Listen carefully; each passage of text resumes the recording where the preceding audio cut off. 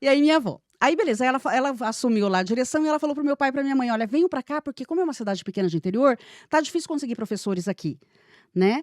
E aí eles foram transferidos pra lá. Imagina uma cidadezinha minúscula, lá no interiorzinho do Paraná, terra vermelha, e falava aquela coisa assim, daí eu fui aprendendo a falar. Então, assim, muito sertaneja do interior, até hoje eu ainda puxo muito R, o porto, porquê, caipira.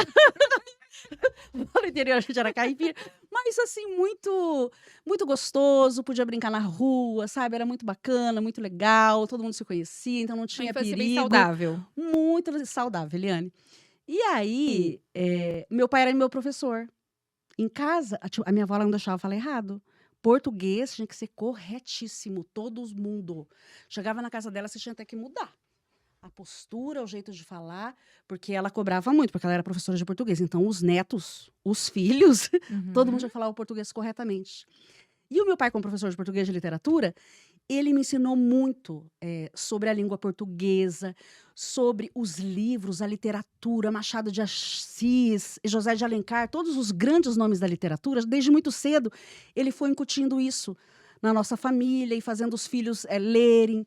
Aí ele vinha e ele pedia para eu fazer redações, entendeu? Então tudo isso faz parte da minha formação. Olha como foi ele que me forjou nessa área.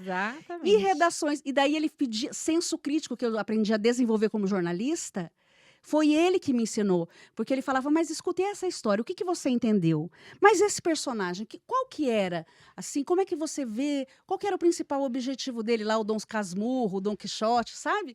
E ele ia me fazendo a pensar a respeito das histórias, dos personagens, daí eu já começava. Ele era escritor, escreveu livros e poeta. Então, assim, é uma família muito intelectualizada. E aí eu fui me desenvolvendo nessa área da comunicação. E minha mãe, assim, tinha uma coisa muito lúdica, minha mãe. Que a minha mãe ela é meio artista. Então, nas aulas de educação física, ela trazia muito assim, teatro, dança, aquelas ginástica rítmica, sabe? Uhum.